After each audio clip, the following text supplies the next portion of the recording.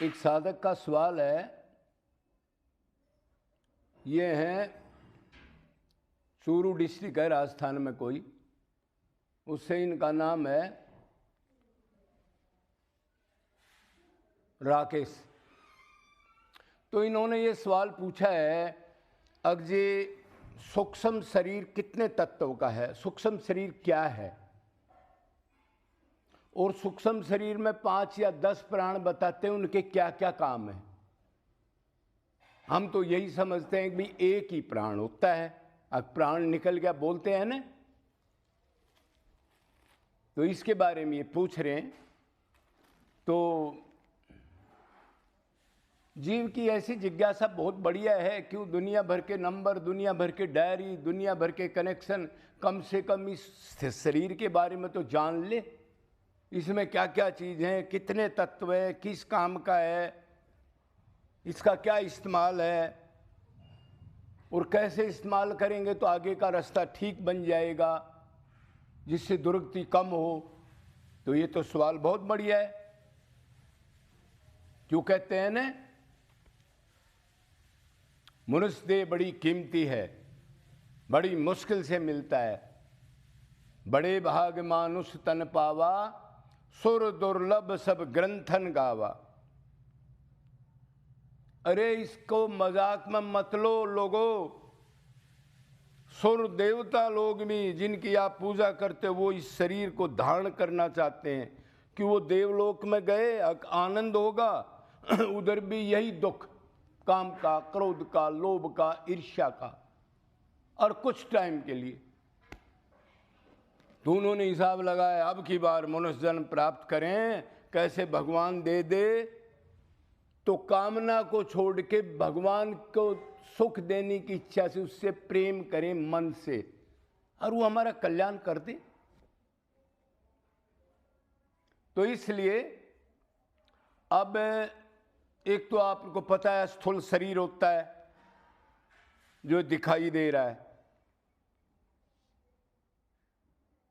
और इसको अन्नमय कोश भी कहते हैं कि ये अन्न से जिंदा रहता है।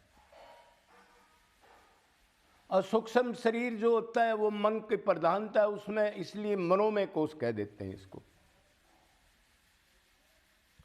तो अभी हम आएंगे सूक्ष्म शरीर क्या है। तो कहीं कहीं तो बताया है 17 तत्व का, कहीं 18 तत्व का, कहीं 15 तत्व का,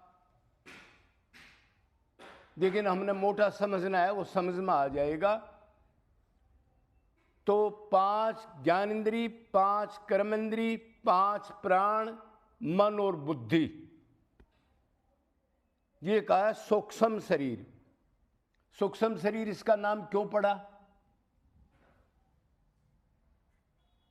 जो स्थूल की तरह दिखाई ना दे, जैसे शरीर का एक टारगेट दिखता है ना, बॉडी का है इसके अंदर, लेकिन दिखाई ना दे, सूक्ष्म, इसलिए उसको सूक्ष्म शरीर कहते हैं। तो स्थूल शरीर से सूक्ष्म शरीर श्रेष्ठ है। क्यों? सूक्ष्म शरीर की सारी चीज नोट होती हैं, और सूक्ष्म शरीर से ही इस्तेमाल करके ये जीव सदा के लिए मालामाल भी हो सकता है, इसलिए सूक्ष्म शरीर सीनियर पड़ता है। तो हम आप देखते हैं, तो 5 तो आप सब जानते होंगे, लेकिन कई बार कथा वगैरह सुनते हो आप, नया साधक को कई बार ज्ञान नहीं रहता कर्म इंद्री क्या है, ज्ञान इंद्री क्या है। तो ये आप इसको नोट कर ले या याद कर लें, किसी किसी को याद ना हो। लोग कहते हैं ना, इंद्रियों का दमन करो, इंद्रियों को भगवान में लगाओ, मन को लगाओ। तो इंद्रियां हैं क्या, कितनी हैं? तो 5 कर्म इंद्रियां हैं। कर्म इंद्री का मतलब होता है जिससे हम कर्म कर सकें, जो काम करते हैं हम संसार का कोई भी, तो हाथ पैर वगैरह से करते हैं ना। बुद्धि मन वगैरह तो सोचने की चीज है, लेकिन कर्म करेंगे यही, आंख कान नाक कर्म नहीं करते। तो 5 कर्म इंद्री क्या क्या हैं? हाथ, पैर, मुख, गुदा और उपस्थ, जिसको कहते हैं जननेंद्री, मूत्रेंद्री, ये क्लियर हो गया? 2 हाथ, 2 पैर, एक मुख, एक गुदा जहां से मल त्यागते हैं हम, और एक जहां से यूरियन त्यागते हैं हम, उसको उपस्थ भी कहते हैं, उसको मूत्रेंद्री भी कहते हैं, जनेंद्री भी कहते हैं। ये 5 कर्म करती हैं। ज्ञान नहीं है इनको। और कर्म कब करते हैं? जब ज्ञान इंद्री इनको ऑर्डर ज्ञान करा दें, उससे पहले कर्म नहीं कर सकती। इसका मतलब यह है स्थूल शरीर से कर्म इंद्री श्रेष्ठ और कर्म इंद्री से ज्ञान इंद्री श्रेष्ठ। क्यों? ज्ञान नहीं होगा तो कर्म का ऑर्डर कैसे मिलेगा इनको?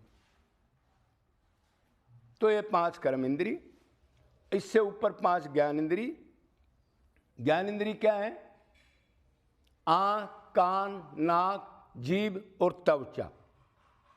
ठीक है? ये ज्ञान कराते हैं। कोई रूप देखा तो ये पहले ज्ञान कराएगी। कर्म इंद्री को कुछ नहीं बेरा। अब मन आ गया, मन जिस चीज का ज्यादा चिंतन करेगा, ये भी देखा, ये भी देखा, ये श्रेष्ठ है, ये करना है, ये अच्छा है, तो फिर उसको ऑर्डर मिलेगा तो कर्म इंद्री काम करेगी। फिर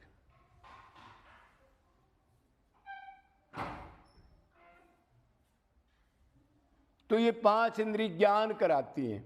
देखने का, चखने का, सूंघने का, सुनने का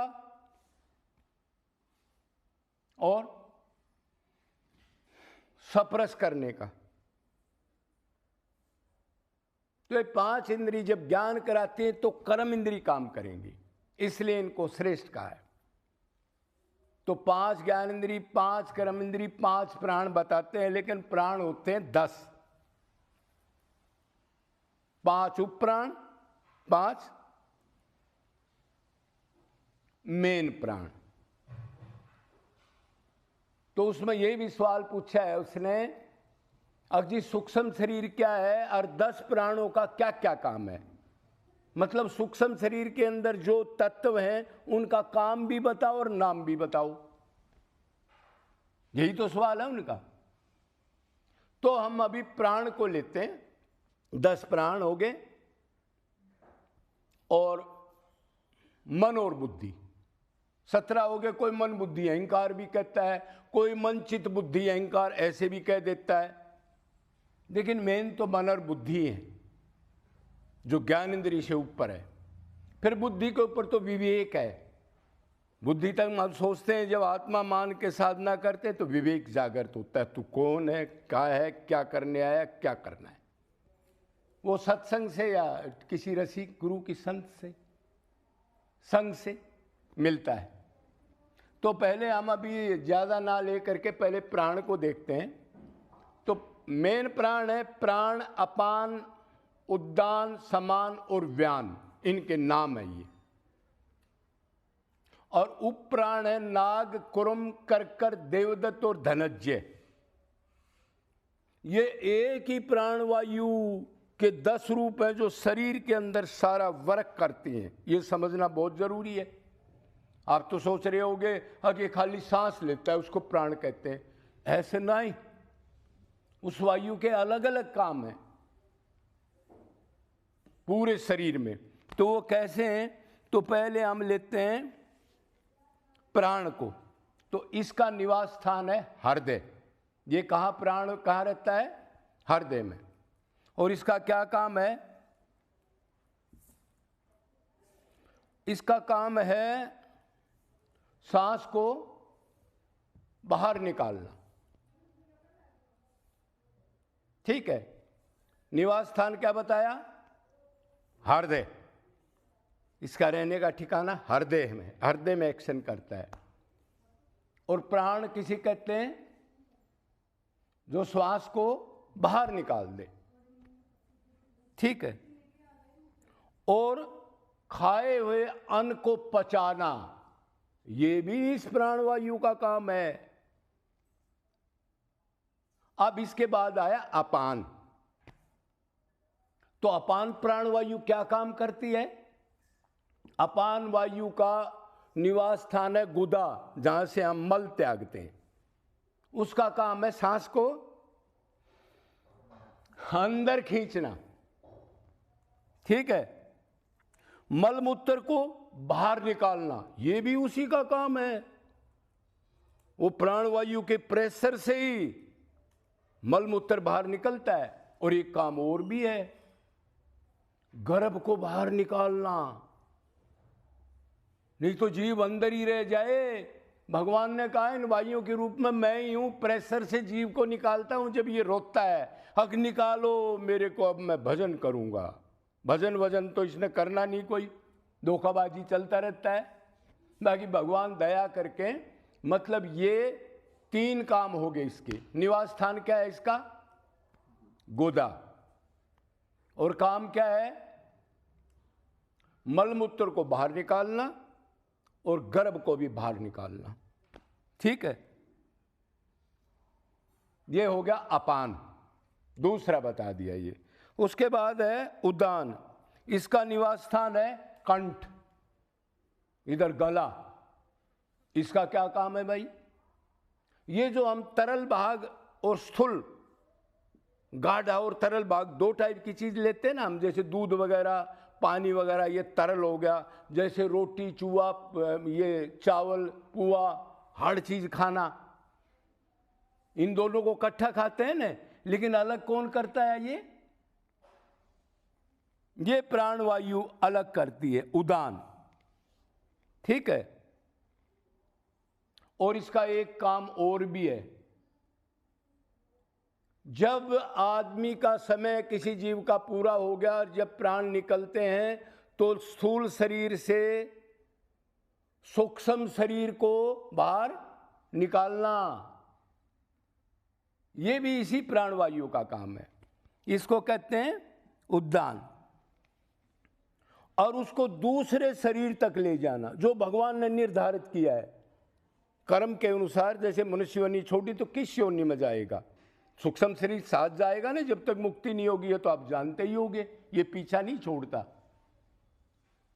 सूक्ष्म शरीर की जो पावर है इन इंद्रियों की, इंद्री तो रह जाती है, लेकिन इनके अंदर जो लाइट है, ताकत है, वो साथ जाती है। तो स्थूल शरीर से सूक्ष्म शरीर को निकालना और दूसरे शरीर के अंदर प्रवेश करना, जो कर्म के अनुसार दूसरी योनि मिली है, गधा की, कुत्ता की, देवता की, कोई भी योनि कर्म के अनुसार। इसके काम क्लियर हो गए। अब है आगे समान, इसका निवास स्थान है नाभि, इधर, ये इधर वास करता है। और क्या काम करता है? पचे हुए अन्न को सब अंगों में बांटना, उसकी ताकत को सब इंद्रियों में, सब चीज में, ताकि ये शरीर का ये उपकरण चलते रहे। इसके बाद एक प्राण और है, 4 हो गए ये, वो है व्यान। इसका वास पूरे संपूर्ण शरीर में होता है। जैसे कभी हम शरीर को सकोड़ लेते हैं, कभी फैलाते हैं, इसका मेन काम ये है। तो अब उनकी समझ में आ गया होगा कि ये 5 क्या हो गए? मेन प्राण। अभी आप देखो 5 उपप्राण भी हैं जो उनके सहायक हैं। वो क्या है? नाग, कुरुम, करकर, देवदत्त और धनंजय, उनके नाम हैं। तो पहला उपप्राण है नाग। वो क्या काम करता है? डकार लेना। नाग का काम है डकार लेना। फिर उसके बाद दूसरा प्राणवायु है कुरुम। कुरुम का काम है नेत्रों को, पलकों को खोलना और बंद करना। ये दूसरी प्राणवायु काम करती है, जिसका नाम नाग के बाद कुरुम।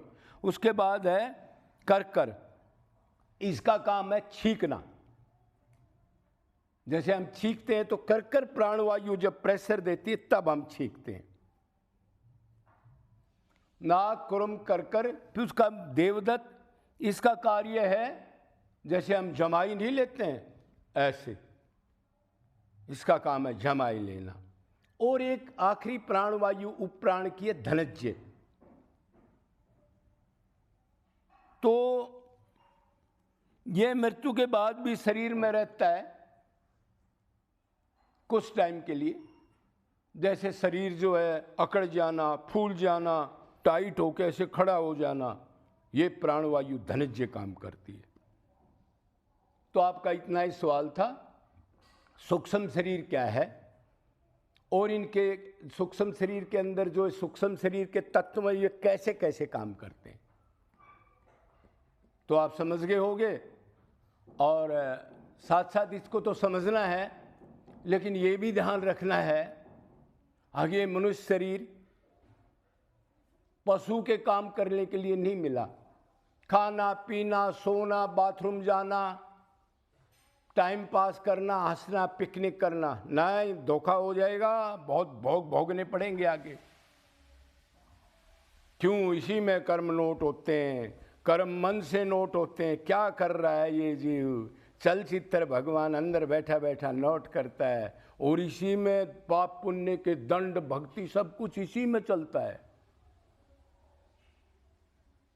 इसलिए इस चीज को जान करके, और ये सिर्फ इस जेल से निकलने के लिए, अर्जुन ये मेरी जेल है, ये कृपा से जब जीव रोया अंदर, अब मेरे को बाहर निकालो गर्भ से, अंधेरे कुएं से, जब मैंने इसको निकाला, इसने वादा भी किया, तो इस जेल से निकलने का यही योनि है। इसी साधन से सिर्फ मेरे में मन लगाओ, भक्ति करो, और इस असार संसार, मृतलोक तो इसका नाम ही है, और दुखों का तो यह घर ही है।